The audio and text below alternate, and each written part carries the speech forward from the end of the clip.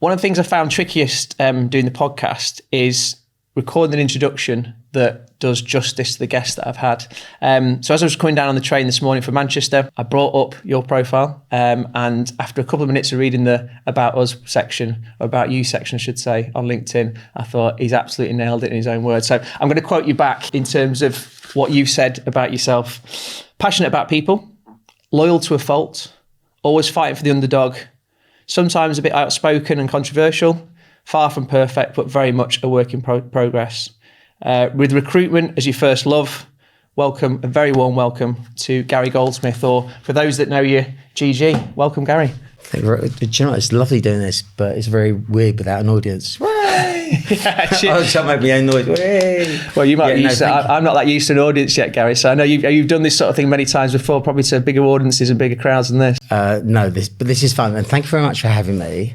And this all came about by you asking me some very interesting questions about exit.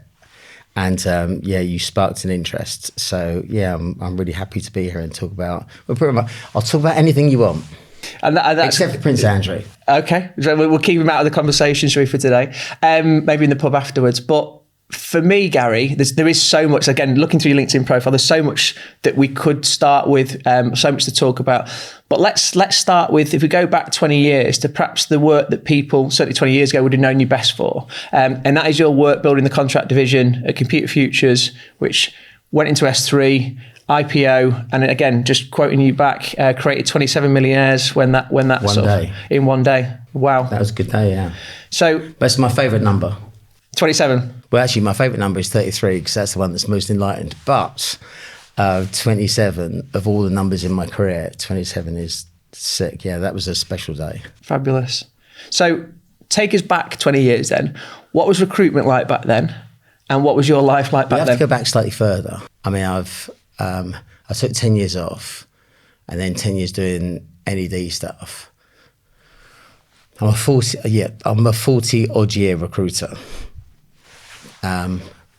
And my last job in recruitment, I started when I was 26. Oh, Jesus Christ. So that's 34 years ago. And it was probably during those first 3 or 4 or 5 years that I kind of made a name for myself. Very early at SThree.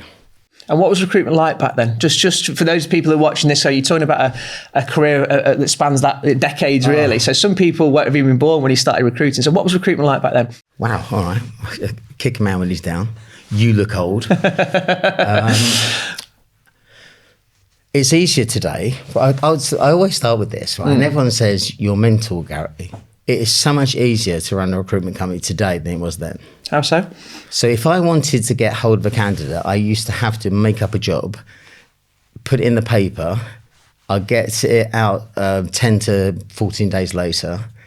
Paper was expensive. I might get 4 CVs, of which one was possibly workable, and they sent their CV to a whole load of jobs. That was hard. Then it was, I'd really like to do more business in Liverpool or Manchester or wherever. Yeah. Where do I get data from? Stripping CVs. Oh my God. And that's hard. And if you wanted to buy data, it was off one source and one source only, which was Dun & Bradstreet. If there were businesses out there who were trying to do that, the version of today's hack, which is, you get some mad Russian saying, but we will give you 50 vacancies or your money back and leads, right? But just hashtag bullshit.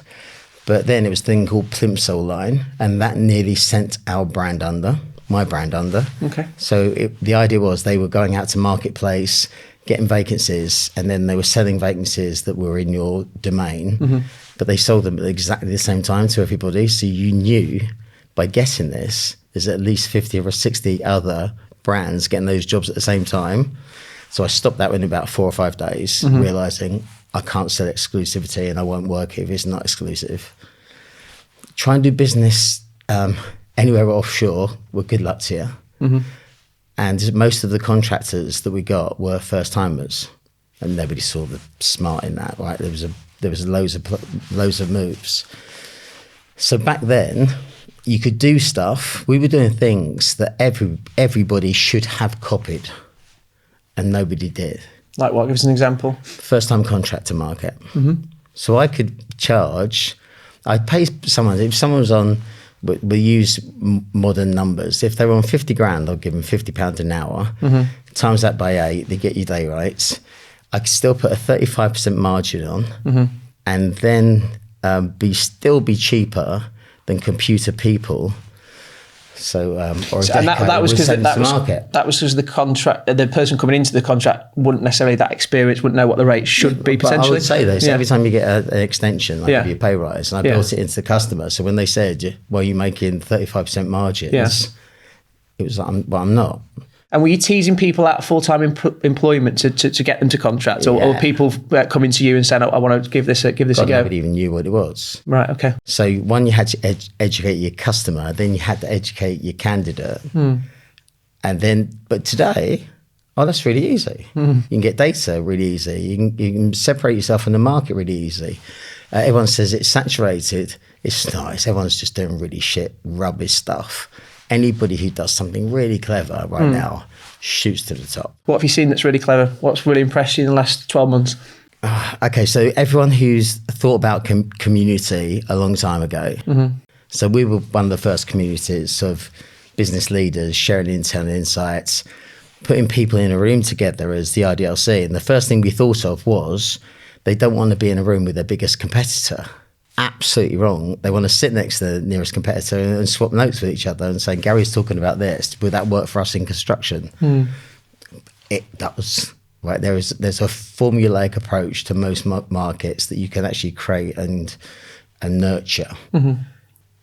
Once you understand that, it's just dead easy. So the businesses who've been doing community piece, who have got a march already, they've got to do it now, because if you're not doing it now, it's love and hate LinkedIn. It's an amazing tool. It's ridiculously expensive.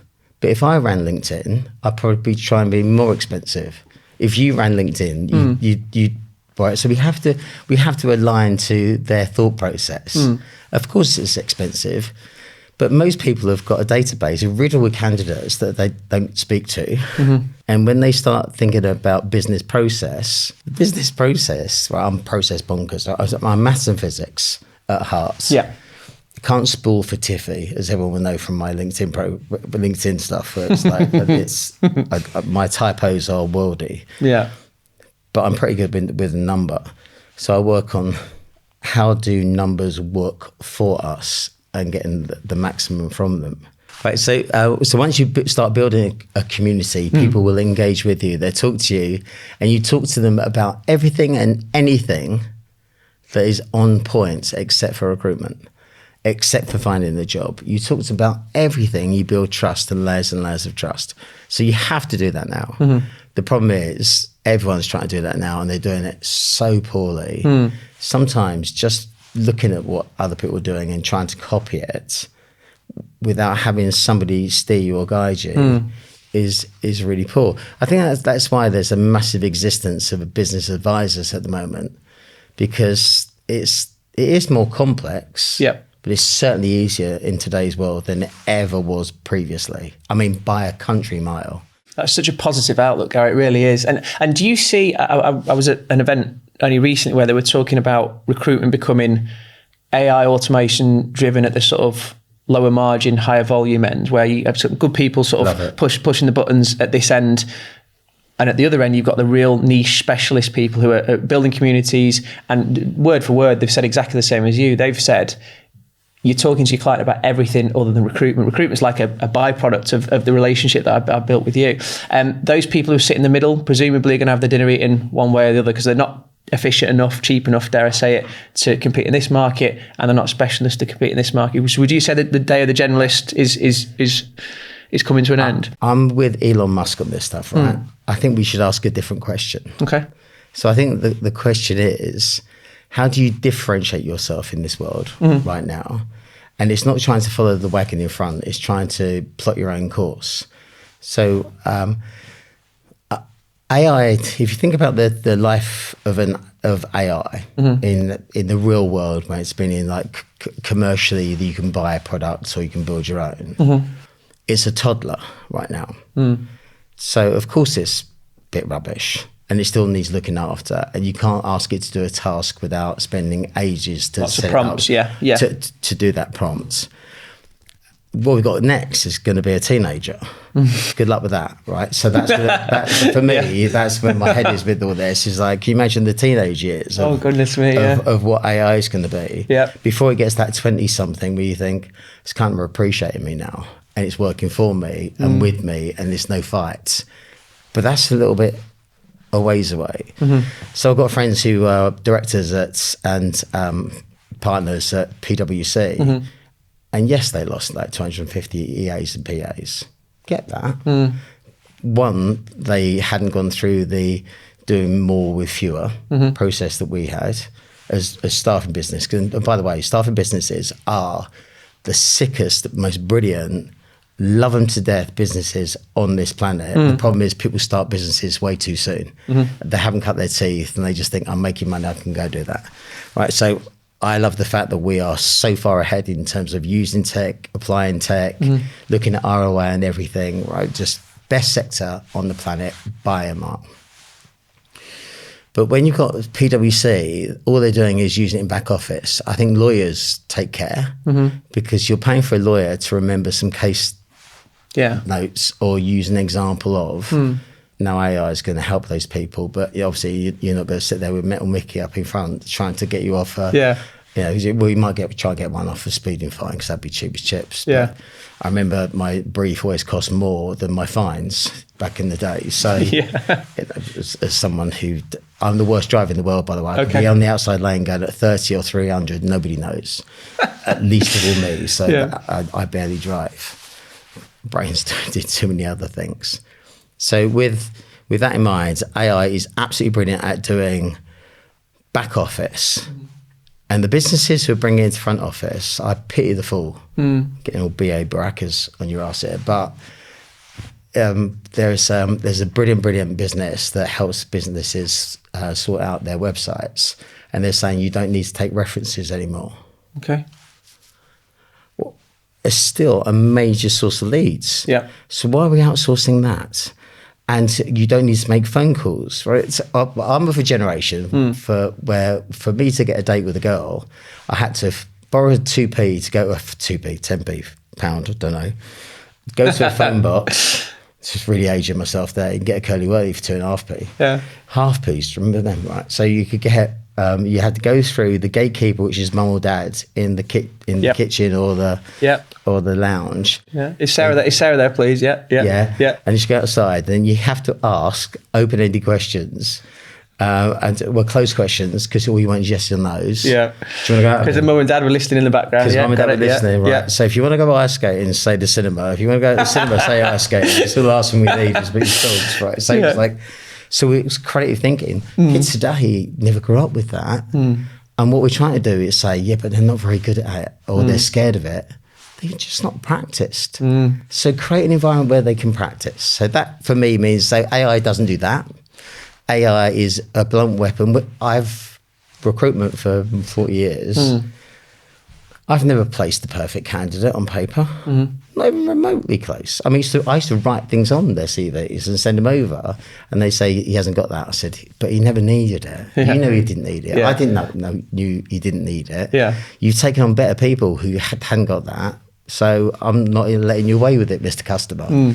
Cheeky as shit, trying to get Sarah on the phone, right? So that's where that all came out of, on a fax machine.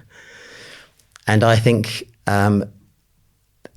anything that's got intuition in it, so having to read between the lines, and massive EQ. Every recruiter I know has got really decent IQ but brilliant EQ. And I think what I'm seeing is, Gary, I'm seeing that the best recruiters are using AI and automation to, as you say, red tape, cut through red tape, do process, procedure, but it's freeing them up to have more conversations with the clients, which builds a stronger relationship. I'm going to call time on that as well, because I don't like that. I think that's, everyone's saying we give you time back. Nobody's good at managing people's time already. So the first thing I do if I ever start with a CEO and do some advisory, we have that little moment where I look in their eye and say, you're good enough to do 5 days working 4. Right. You're not absolutely beating that drum and going full pelt, are you? Can I have 1 day a week? So I want 20% of your time I can work on me. We can work on your business. Yeah. In and out. Every recruiter we've got, if you look at cost per desk at the moment, it's nearly doubled. So in the last 10 years, it's at least doubled. Doesn't help when you got things like your utilities have gone through a roof and a really mad government who charge you for actually just looking at anything. It's just so you've been taxed and taxed to death and then taxed some more. So with all that in mind, cost per desk has gone through the roof. So how do you get your rate of return on these things? So it's a deal and a half. So we're getting more. We've got better tools that should be giving you time back, and everyone's doing the same amount of deals. And the only thing that's increased, and people say, yeah, but my average deal value's gone up. Shut up. Right, just shut up. And it's interesting. So if you think about what happened in 24, 25, we went through a period of trying to get more from less. Yeah. So we culled all the dead woods. We went through ROI and everything. And suddenly the business became super lean. Yeah. And you were generating more revenue, or even if it was the same revenue, more of it's dropping to the bottom line. Yeah. Less cost, yeah.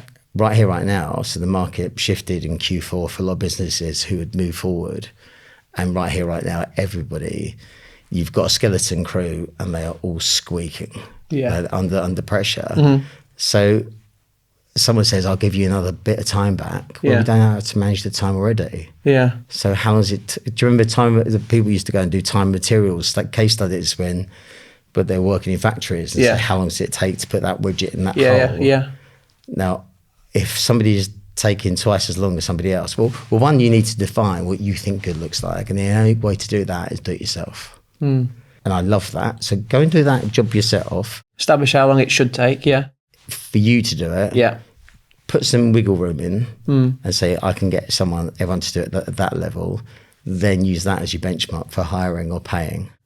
So you see the days of businesses kind of puffing their chest out and saying, my head counts this, you think that's probably behind us as well, because people are going to start saying, well, until this person's completely maxed out, I'm gonna resist taking something on. I'm going to say no again, right? Okay, go on. This is good. This is why we're here, Gary. Yeah, because you're the man with the experience. Because it's about yield. So if I can get my yield, so every recruitment business, before we start working with them, we'll do a deal and a half ahead. So, and deals have gone up. So if you're in the States and you're doing 40,000 US, people are saying, well, that's 40,000 because my cost per desk is about 12. I can make that work. But why have they got a smaller target than someone who's working in London or Bristol?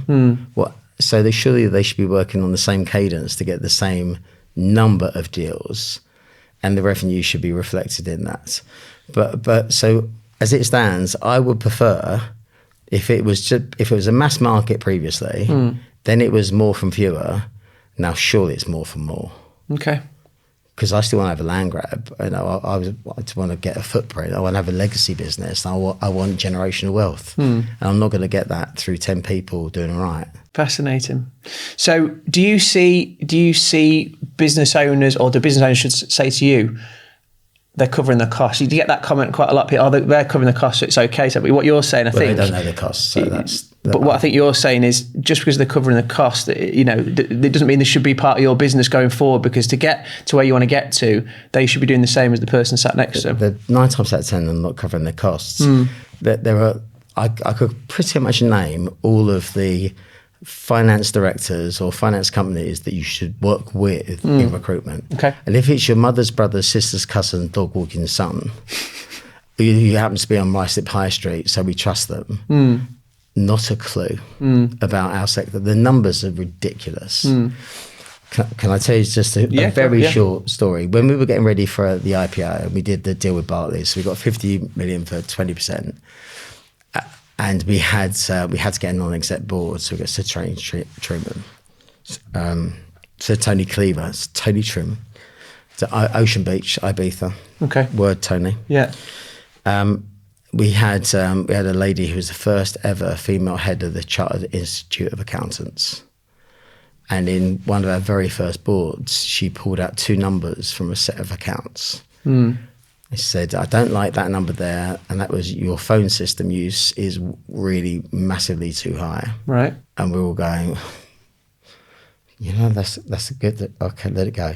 And then she went, and this commission line, it's ridiculous. It's like, I think we made a mistake here. Yeah. I think we made a howling, shocking mistake. And you can't argue with her credentials, but she didn't know the sector. Yeah. So once you get somebody who will tell you what your cost per desk, and for me, cost per desk is everything, everything, including what you take as a regular draw, divided only by people with a sales target.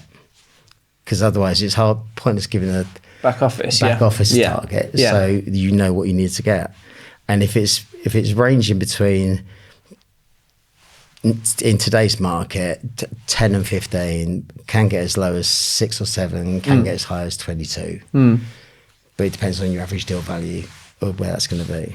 It's brilliant. Whenever you talk about numbers, you can see you kind of, even your demeanour change when you talk about numbers. It's fascinating that what you said before about, that's your thing clearly, isn't it? Knowing what, looking at something and knowing what it costs you and what it's going to make. That's fascinating. I can see it. It all started through exceptions reporting. So when you're running 60 P&Ls, the only thing I ever looked at, what was higher than expected, to give them a round of applause, or lower than expected. And I could change a performance in month. Not at the end of the month. So I'm trying to do triage, not major surgery. Yeah, absolutely. And so when you're talking to a business now, we will go back to SThree because you touched on it then. I definitely want to go back over that. But when you're talking to a business now, what are the fundamentals you're looking at when you sit down with them for the first time? What are the pillars that you sit down with a business owner in recruitment for the first time and talk to them about? I used to do a fact finder, and my fact finder now is really big. The thing that really matters is how many customers and how many badges, how many people paid you last month? Okay, yeah. How many individual people paid you? And if last month isn't indicative, we use 12 weeks. Because 12 weeks is a really nice number. It kind of works on every level, and it's a quarter of the year. So how many vacancies, your conversion rates and all of that stuff. We broke conversion rates on contract because we wouldn't have interviews, because it slowed everything down. So you think, what's the one thing that you can do to increase contract business? Take out interviews in the process. Brilliant. Well, let's make that happen. So when you say take them out, you mean? Don't do interviews on contracts. Okay. You're not interviewing the candidate. You send them straight to interview with the client. No interviews. No interviews. Got to explain that to me then. So CV comes in, you think it's the right fit. It goes to the client. Client says, based on your approval almost, says yes. So we called it a recruitment onion. I can't take credit for that. It's a guy called Ian Robbins, and he said we're peeling back the layers. So if I'm speaking to you about a role, I will start talking about the perfect candidate who's going to start with you at 9 o'clock in the morning. Okay. Yeah. And the client says, "So I need to see a CV." I say, "Well, we'll definitely bring one with him." Okay. Yeah. And can I interview him? I went, well, wouldn't you prefer to see him actually working, and if he gets on with people, as opposed to 10 minutes of pretend? Yeah. And so we would do, so that was a free working interview. And if they didn't buy that, then we sold them a trial start, which was exactly the same, just using different words. Yeah, different words, yeah. So and then clients would say, why'd you keep doing this? It's like, because if you do this... You must have had some resistance, Gary. You must have had some resistance at the start. Clients must have been like, no, Gary, that's not me. Must have. Well, Dean's a great example of it. Yeah. So I think a year in, after that, his whole career at SThree, didn't do an interview. Wow. Oh, and we were golden at it. We used to have a red phone in the office. So we market the living daylights out of things, and Bill did a really cool thing. We liked having first-time contractors because our margins were sick. Yeah. So he managed in one of his negotiations to give us a price to get pages of advertising in all the mags. Wow. And one of the big things was first-time contractors. So that, and clients, we called it a hotline. If you need someone tomorrow, shit's hit the fan tomorrow, what are you going to do? They used to phone this red phone, and everyone in the office, there was a bit of a cadence of how you walked around our office. Yeah. It was more of a jog. So everyone was just like, if you came to work there to make money, not to do anything else. It was walk in, I'm here to make money. Yeah. There was a focus on, we're here to do a great job. Yeah. Money. And as a result of that, people didn't waste time. I remember once we had some investors walk through, and it was in Progressive, and someone said to Ollie Craggs, who was his boss at the time, what's the time, Ollie? He goes, I don't know, I'll tell you later. Right. Absolutely focused on delivering something really clever, which was generating revenue.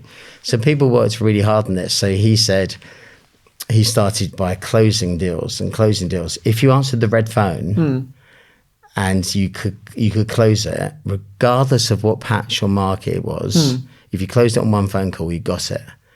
I don't know if you've seen the Boiler Room. It goes recall and everyone pulls to the phone. Yeah. It was exactly that. So everyone used to run around the office, but except when they went past that phone, it was slow-mo. A bit like musical chairs. When the music stops, you got to jump on the phone. Yeah. And when it rings, you got to go on the phone. Funny. Occasionally, a rookie would go, got it.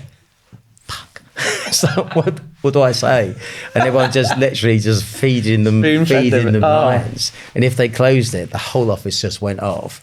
And then the whole office had to help him fill that. Fantastic. Because we thought it was maximum for us, from a vacancy to having it filled, 2 hours max. Wow, okay. Starting at 9 o'clock the next morning, in theory. Yeah, you said that phone rings, it starts for tomorrow. Yeah. Yeah, always. And if it's like, we need to do interviews, okay, I didn't realise we'd gone back in time. Yeah. Okay, I can get to phone you now. But it might be gone by tomorrow. Yeah. And on perm, the equivalent was, we wouldn't do, if it wasn't interview slots, then nobody touched it. And then we got to interview half days. So we'd take a morning or an afternoon. Okay. If you get a client to come to our office, and we would populate it, and we wouldn't tell them who they're seeing until the guy walked through a door. So we would populate it. I'm getting a really good feel for what the business was like back then. And Gary, what was your life like back then? What was happening with you? So that obviously the leader of these initiatives, on the contract side, the initiatives. I wrote it down in my notes. 3 million, so sort of an also ran to a 250 million turnover contributed to that business. Unbelievable numbers. What was your life like? Best time of my life. And I had one before as well. When we were working at Darts, there was 6 or 7 of us who used to get in almost pre-dawn, and we'd sit there and we'd have coffee with each other, just talk about the world and what's going on. And there's more and more people came in, then the office used to fill up, and that was really good fun. And we weren't making money for the business, we were making money against each other, and it was properly competitive. Yeah, it was really good. And it was, you have to wear 2 hats in that environment. One, I'm competitive, but 2, if my mate needed help, I give it to them.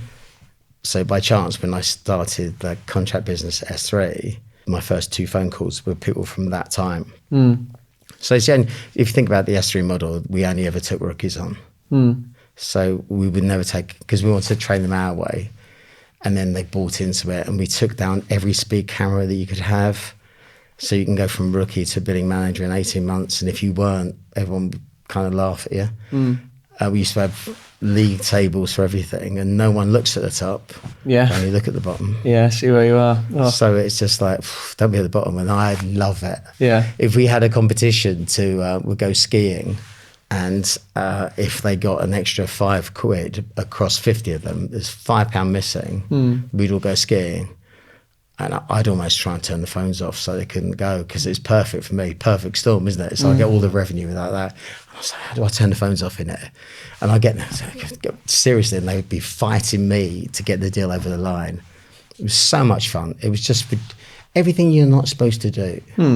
We did. What sort of leader were you? What would people say about you? Never happy. You just might have had your best of a month, and it was like, oh, you're $2,000 away from getting a well done. But it was constantly like that. I think the business was very thoughtful. And I think I was pretty good at doing that EQ stuff. So if you would you adjust your approach? There's obviously some fundamentals, you've already mentioned them, but would you adjust your approach, somebody who needed a sort of an arm round him versus somebody who could take getting whacked a few more times? What would you adjust, or was it one size to the Gary way? No, I think we were really smart about stuff. Okay. I wouldn't praise you all the time. Occasionally, I'd praise your partner. Okay. For giving you the time and support. Mm-hmm. So it could be your mum or your wife, and I send them flowers, or I send them theatre tickets and say, if you want to take it, it's up to you. But thank you for the support that you're giving. Yeah. And that means that you buy into a home rather than an individual. So that when that person says, I can't work for Gary anymore, he's a nutter, they go, whoa. we went to see Miss Saigon on him. Wow. What are you on about? Yeah. So that kind of worked for us. I was relentless about stuff because I don't think people even reach their potential. And also, in a business that's really successful, people can get comfortable really quickly and they settle before their ability. Okay. So did my style fit all? There's a couple of people who I loved at SThree and Computer Futures who won't pick up the phone to me. But there's a humongous amount of people who would call me about anything and everything. And we're still great mates. But I think that's kind of in life. And it might even be a football manager, have people who still look up to them or no one looks up to me, Christ no. But we weren't that kind of business. There was no hierarchy in the business at all. But it was, and also that was kind of a really interesting dynamic. I was first to the pub. Yeah. And then we had a tractor beam because you had to get outside our office and there was the clacker right opposite and you had to walk past the tractor beam. And good luck to you if you can get past that. So by tractor beam, you mean people in the pub dragging you in? Yeah, okay. Yeah. And it's just, it's a way to say well done. If you were new to the business, hadn't done a deal, couldn't buy a drink ever. Turn up to work looking £1 million lira, expect for your shirt to get ripped. And then I'd have to go and buy him a shirt and tie, right? So these are the stories that don't get...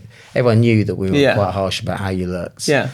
And there was... once upon a time, I bought some plastic shoes from George because the shoes I had... George in Asda. George Asda, good. Yeah. George Davis, by the way, the guy who invented Next. And right, he's, again, a massive hero of mine. Yeah. I got a hole in my shoe during winter, and it just so happens that Mrs. was doing a shop, and she said, "Look, I found these shoes. They're only £5." So I've worn to work, and I've told everyone this. After having a reputation of doing that, I got absolutely, beasted pelters about that. So straight to churches, buy a pair of shoes. And by the way, if you go to churches, the shoes are very not comfortable day one. And that really, really hurt. And all my mates saying, did you buy them from that shop with a really big glass window? I said, yeah, they're really expensive. He goes, yeah, see you coming, mate. So there was lots of bants around the office. But if somebody was struggling... Yeah, that's what we're going to go at. If somebody was struggling, it wouldn't be, you can do better. They would help them. They would physically, here's a job, here's this, I'll do that for you. It was really unusual. I'll ask you a question. If the office is quiet for some strange reason, whose job is it or responsibility is it to do something about it? I would always, I've said this to anybody that I work with, and from my own experience, whatever happened in that office was my responsibility. Whatever, good, bad or indifferent, was my responsibility. So when we were I always felt I was at my best when the chips were down. COVID was brilliant for me because it was roll your sleeves up, work all the hours that, I was literally lying in bed. I remember looking at the ceiling thinking, I just want to go to sleep because I want to wake up tomorrow morning, get back in and do the thing. So I was at my best when I did that. I was at my worst, or didn't perform at my best, I should say, when things were going great. I wasn't the guy who could tweak it like 0.5%, 1%, because my mind would drift. I was the guy that would bring people up from the bootstraps and drive it forward when we really needed it. So, my responsibility, I would say. So we made it everyone's responsibility, and we were very much like that. If the office is quiet and I can hear everyone from back in the day saying this back to me, the first person who notices. And if it happens to be the newest recruit into your business who has the confidence to say, are the phones not working? Is it a bank holiday where you're working? What are we doing? Right. If we could have someone who can use our lines back at us, I knew we'd absolutely smashed it. Nailed it. I knew we'd smashed it because culture is it's not about what people say. It's not the things on the wall. It's about how people behave. So if I can get people to actually actively be good for each other. So we had sales targets, and if somebody was behind the line, I knew they were doing deals for each other. I knew that, and that, you know, I absolutely loved that. And one of the things was that we created really big patch fiefdoms. So if I thought that we could have 50 people doing Ruby on Rails, or 50 people doing contracts Microsoft in central London, if I start with 4 people, so now we've actually got, what's that, 12 and a half patches each. You've got 12 and a half patches. Tell me you can't make money. Now, next person in, everybody would then have to give away some of their market. And they say, but I've been working that one. I went, if you've worked with them and done business with them, you keep it for 12 weeks. Yeah. But the minute you have a 12-week gap, you lose that client back to them. Okay. All the work and effort you've put into it, I don't care, because I want that person to be really successful that's coming through the door. Yeah. And we all do, because ultimately, it's not about being a top biller. It's about getting shares in the mothership.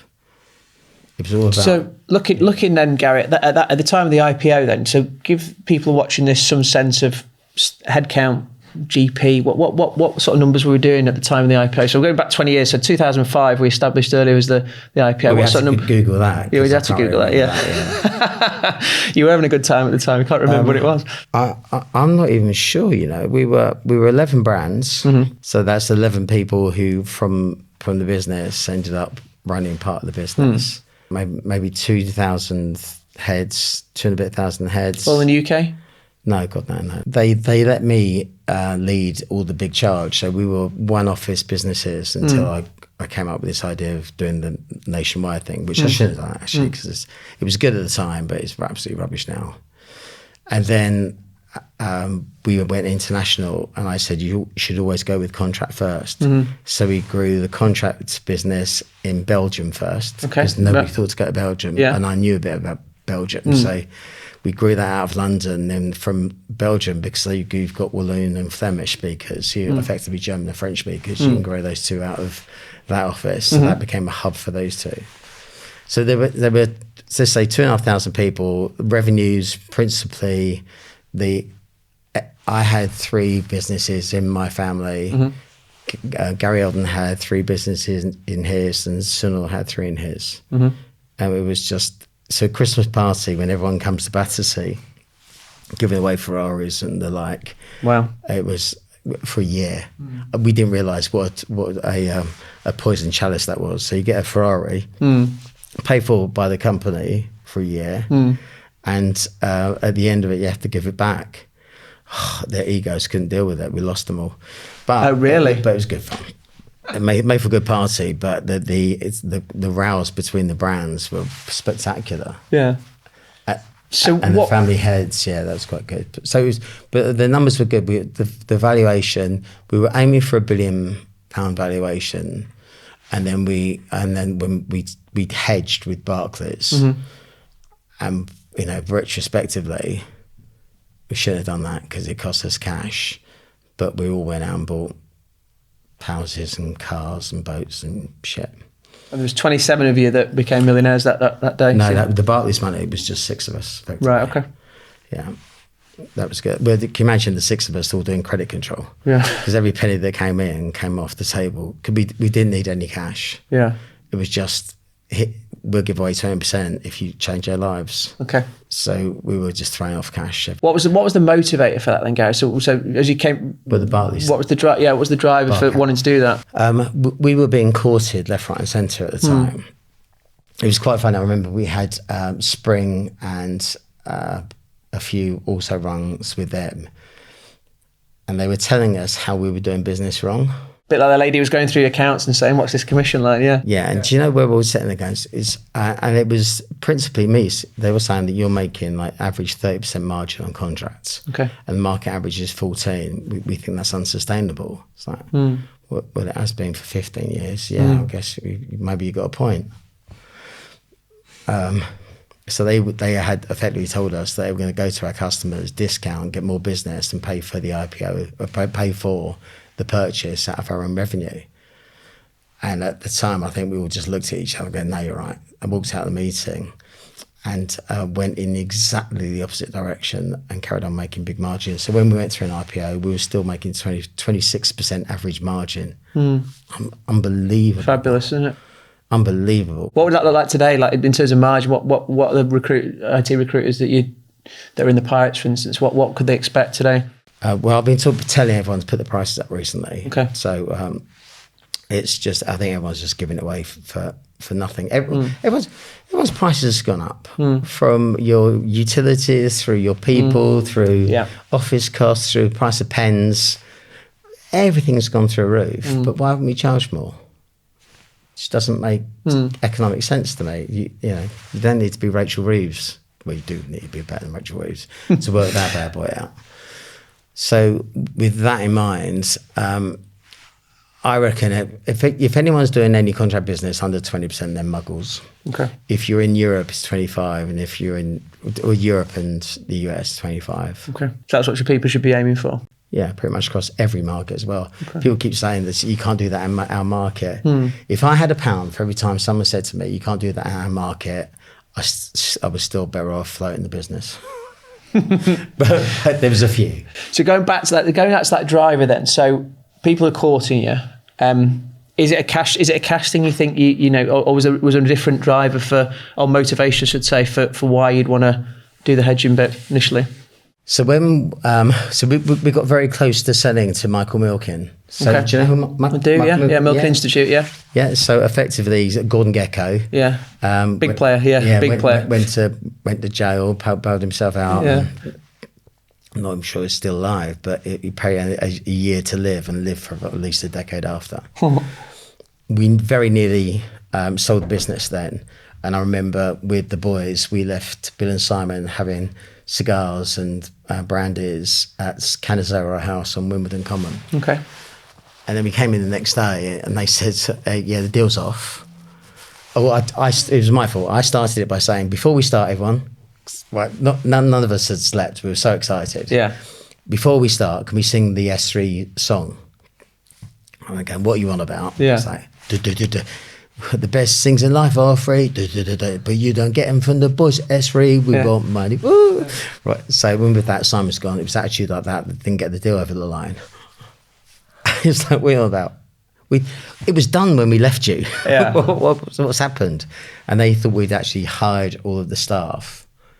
I mean, we were a long way down the DD for them not to realise this, but they thought we actually hired the staff and then rented them out like a body shop. Really? I have no idea how they didn't get that right.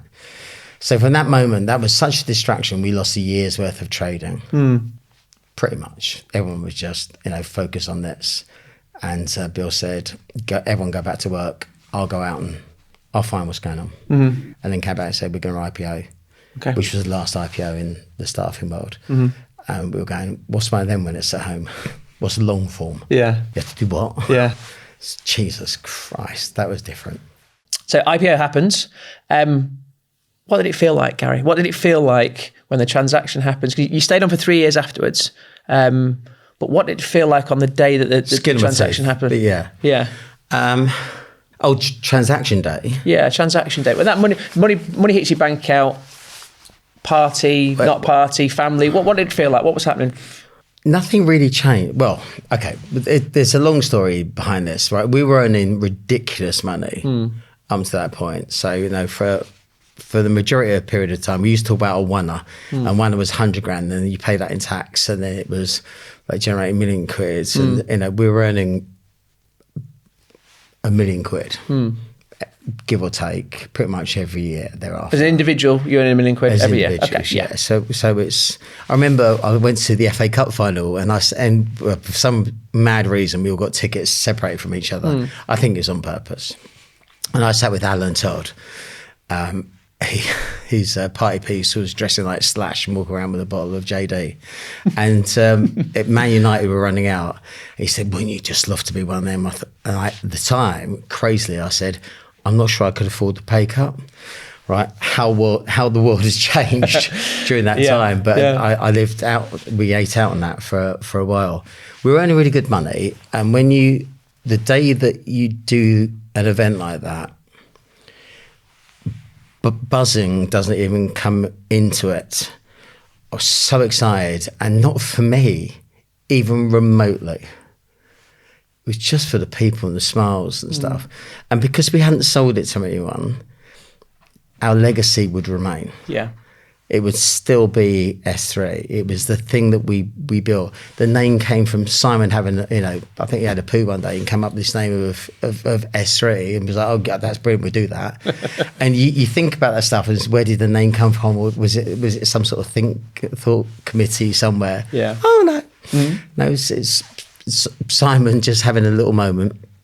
And it was our baby. But sometimes when you sell your company, the things that people we should talk about the things that people don't think about.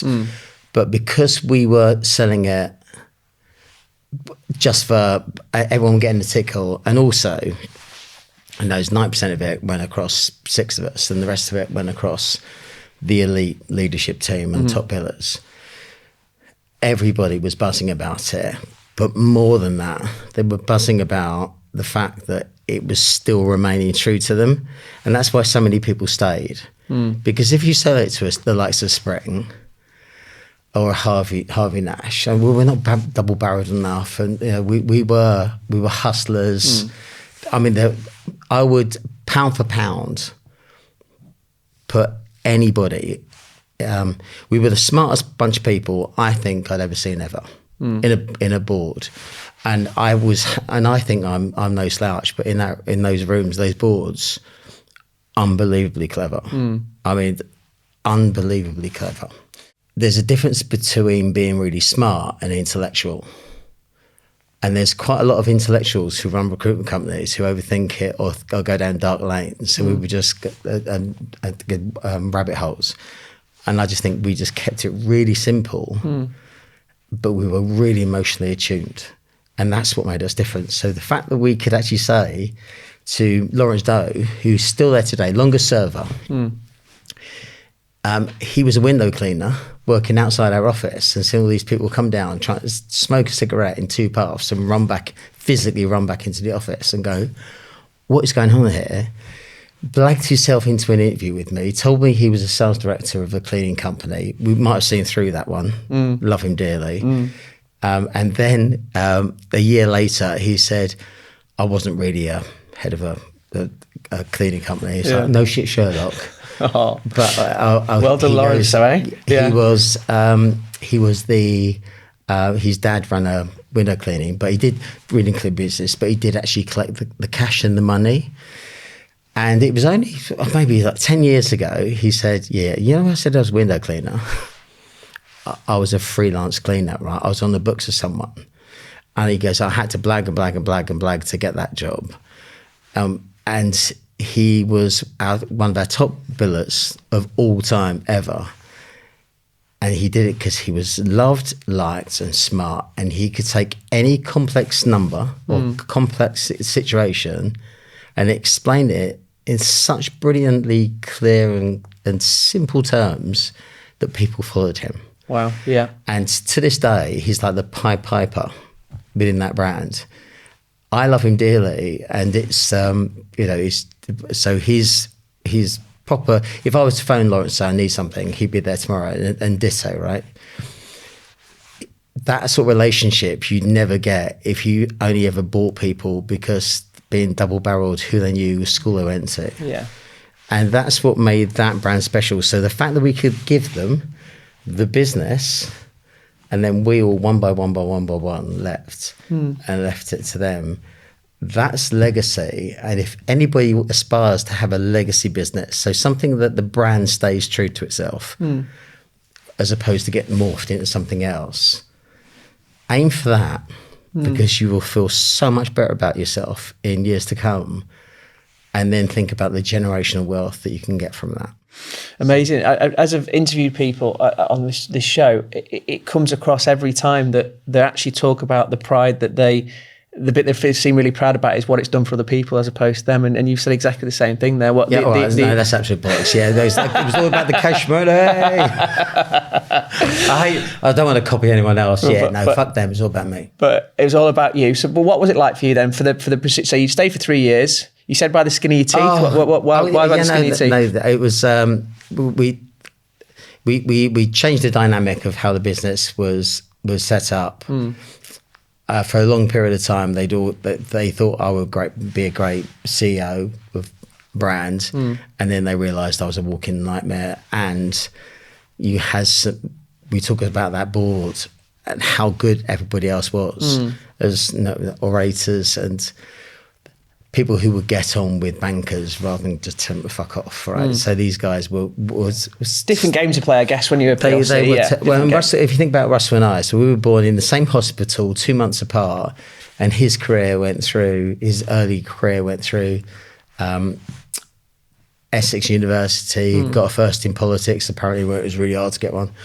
And I went to Cranford and tried to play tennis and be a tennis pro, much to tennis's loss. I just wasn't good enough, right? So, and then you throw us together in a room, and it was just bun fight after bun fight. Really? So he was intellectually, he'd actually finished a book, but I'd know which book to buy, right? So it was kind of, that's how the yin and yang worked. Yeah. We had this great far side picture in our office. So imagine this office is right overlooking Regent Street. Beautiful office, and it was a room for 30-odd people, and there's a far side picture of one day Smithers, I'll be sat in that desk, and they're exactly the same people, exactly the same office, exactly the same time on it, and it's like, it just reminds us back. And then next to us, we put a franking machine. It was an enveloper, so it used to print the mail shots, fold it, put it in an envelope, put a frank on it, and the address on the envelope, and put it into a thing. And we used to pay our postman to come to us early, to give us the post early, because we used to get CVs in the early days. And then we bought that thing, which was like millions of quid's worth of machine. Yeah. And where'd you put it? Outside mine and Russell's office. It's like, it's literally, we felt like we're living on some sort of industrial plant. You try to have a meeting with people, and this machine's going, and I was going, why are we doing it? Why do we have to put up with that? He goes, see that? Kajink goes, that's money being printed, that, mate. Brilliant. Absolutely brilliant. I remember the pay slips, licking them and sort of putting them in the franking machine, and on a Friday trying to get them out by the time the post got picked up. 15, 16 fax machines in London Perm, one London contract. Yeah. And Bill's walked into the office with Russell and I one day and said, lads, this interweb thing could get really big. If it does, I think we should be right at the front end of it. And Russell was looking at it and goes, where do you think we got our money from? And Russell, well, to his credit, Bill, without any gap, just went, I knew we didn't need fax machines. It's like, oh, Jesus Christ. So go on, Gary. So what was life like for you? So you finish there. You do your 3 years. What was life like for you then? It was horrible. So I was phoning my mates and saying, "Do you want to go to Paris for lunch?" And everyone's saying that they had work to do. Lonely. Happiness comes through for me. It's having a purpose and having a reason. And someone just stole my reason, went nuts. I mean, went off the rails properly. Didn't know what to do with myself. I'm a person of routine. It wasn't great, no. And it was, I retired. I had my 40s off, effectively. It should have been the best time of my life. I mean, you mentioned you took 10 years. You took 10 years. 8 years of doing absolute jack, yeah. From what, early 40s to, you got to 50 and then you sort of got back in? I think it was, exactly 40. Yeah, so 40 and I took 8 years off. There you go. And what were you doing with your time? Trying to avoid the front page of News of the World for a bit. Okay. Having chats with the fake sheikh, that went well. Had a place in Ibiza, so I was between them. Couple of wives. It was. How do you see the marriage? Because you married 4 times. Yeah. Yeah. How do you see that in the context of so being relentless, as you said you were with work? What impact did that have on the? I mean, slightly loaded question, given you've been married 4 times. How do you think that your partners felt while you were off doing what you were doing? Barack Obama said there's no such thing as work-life balance. And the head of Coke said there's no such thing as work-life balance. I'm not necessarily saying they're right or wrong, but for me, balance was, if I did a really great day's work and came home with a great attitude, about positivity, if everything at work was going brilliantly and I brought that home, I was an absolute joy to be around. Fun, energy. If things weren't going well or I had a bad day, I'm not so much fun. And I think about it and I worry about it and I don't sleep and I work and I'll probably work through the night and just come up with something. I used to get paid to think, right? They were very cool about stuff like that. So I think we don't give ourselves as CEOs time to just be a bit creative about stuff. And to be your absolute best, you need everything else around you to be calm. So if you're constantly fighting with a partner, that is really not a good place to be thinking about business. If you're overtly happy with someone and they give you the space to be you, I think it's why we rewarded our mates and our bosses' partners more, because I kind of saw the importance of someone giving them a space and a little latitude in terms of what they're doing. But if you're I would prefer to work like an absolute dog, so that when I travel the world, I do it in first class and there's always a minibar, versus trying to do it pre-work and living in yurts and, and trying to do it on a budget. So is that how you feel now? So you felt that back then? Is that how you feel? So when you're talking to the people in the Pirates, the same sort of. I'm absolutely with you, by the way, in terms of, I think there has to be a sacrifice to achieve what you've achieved, to achieve what we've achieved. There has to be an element of sacrifice. Something's got to give. I perhaps view my time working a million miles an hour slightly differently now, but I don't know whether that's with the benefit of hindsight. Everything's really easy with the benefit of hindsight. Would I have done things differently is always the question. I'm not sure I could have done and been where I've got to be. So, and there's no point in really thinking about it now. But do you still feel the same? Do you talk to people that you're working with in that same terms, that you've got to be all in at work to achieve what you want to do? If someone takes holiday, they lose a month out of their lives in their business. So if someone thinks, or they think they can play golf on a Friday, how can I ask someone to give me the beans when they're only working 3 or 4 days a week? Because I wouldn't do it for someone. So I put myself in the first person here. So if somebody were to, you won't get anywhere unless you're all the best at something, and then they don't put an effort in alongside me. I'm not going to war for you. I might have struggled with the First World War. When the red tops are throwing people over the parapet and just saying, oh, trot on.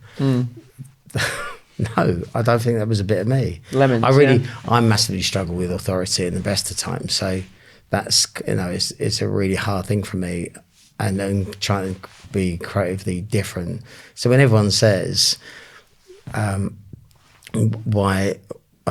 your why? My why has just changed repeatedly. But I just think as long as everybody has a plan, and just understand their plan, not what everybody else is doing, not what's vogue, not what looks cool, not thinking, as long as everyone around me is happy, then I'm happy. Get rid of all that fucking bullshit. What is really your motivation for this? And then you work out if you're good enough to do it in 5 days, 3 days, or 1 day. And if you want to be a one-day guy, make yourself redundant, do what Darren Ryan will do, and put a CEO in front of him, and then you just turn up and be the chair. So know what you want before you even start this journey.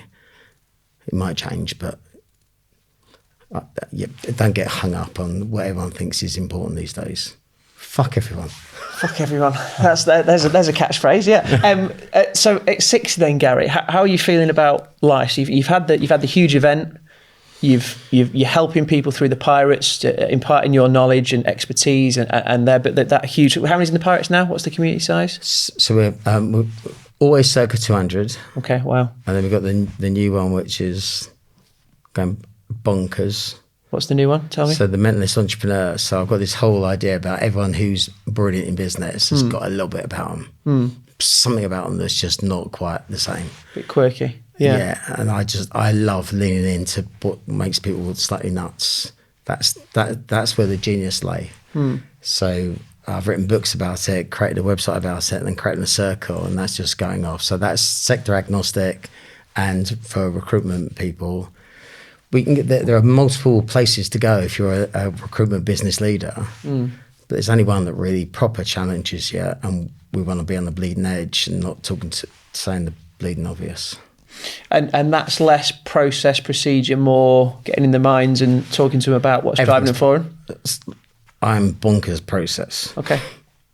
So if with good process, you can make poor people average people good people great, and great people shareholders. Okay. And that doesn't come through much more than everybody needs to process their business at the moment if they want to buy AI. So don't go and buy AI and try to put it into your business and see if it fits. You have to know your process and say, would that help with any of my processes? Do never, ever, ever change your best practice, which is why I see people they're spending fortunes on process at the moment. But my process was, if I want to spend less money with LinkedIn, surely you have to get the CRM first. So work the CRM before you can actually put any money in advertising, marketing, or outbound. And prove that you've done it to the nth degree, and then you can go do that and get more people. And if you were to play someone who's already on the CRM, I'm not sure I'll pay you the same amount of money because you've not done it right. And that's how I'd run a process. Fabulous. Gary, give us a couple of things that you are telling recruitment agency founders, owners today that's going to take their business to the next level, just to finish off for today, if we could. Follow some of the stuff I'm doing. So I met this entrepreneur, RDLC, and buy my books, because the first book was just the throwaway, right? It's 52 ways of making money. It's bullshit, easy peasy. The second book is it's my masterpiece. It's the thing that I really believe in, and I think it's life changing. And I've sold 6 of them, so it must be good.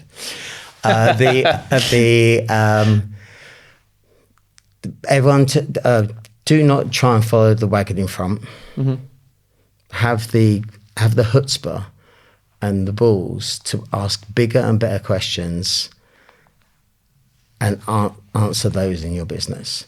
So try to be deliberately different in everything that you do. Not through just being precious about it, just going, I want to do it my own way. Is there a better way to do this? So what's the biggest stumbling block in your business? Okay, can't do what anybody else is doing, and I've got your firstborn. What are you going to do to get it back? And then you go, oh, actually, there might be something there. Yeah. Then have the chutzpah to build something around it, a light touch. So being deliberately different and massively creative. And stop thinking that being resilient is the answer to everything. Because I think people are stupidly running at brick walls at the moment. I wouldn't have a manager who was resilient, per se, because it's like, by definition, that's getting up and running to the same wall every day. Get the manager or get the people around you. Go, well, that's going to hurt. How do I get over it, around it, or under it? And build your circle around people who are creative thinkers. You have so much more fun at work, and everyone will call you a dick until you realise the world is round. Last question for me. Outlook for recruitment in the next 12 months. So 2026 going into 27. I can't believe it's 2026, 27. If you hadn't changed by Q4 25, it's going to be a bit of a year, to flatline year, which is really unfortunate.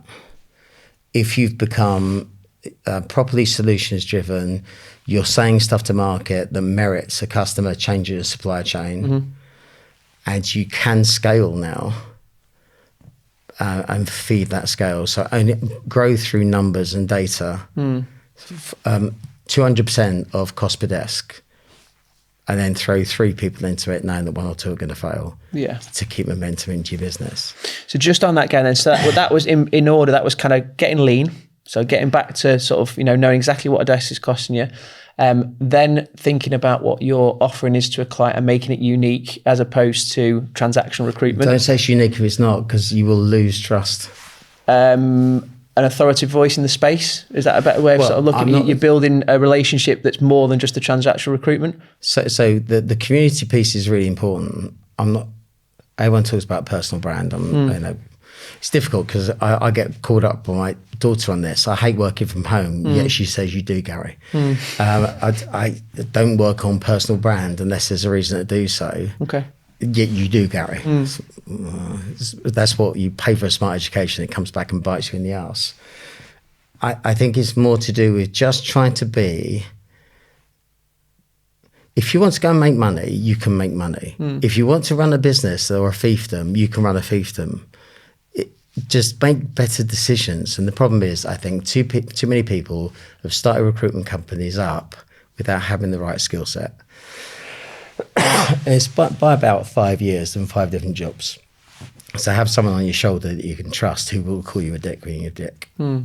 Great advice. Can I be a dick caller? I'm a tree shaker, not a tree hugger. Gary, fantastic. We have unfortunately run out of time, but that was an absolute pleasure. We could have spoke for at least another hour, I'm sure, but absolute pleasure. Thank you so much for coming in today, and best of luck with all the new stuff that's coming up and the stuff that you're already doing. Namaste, 26, smash it, peeps. Thank you.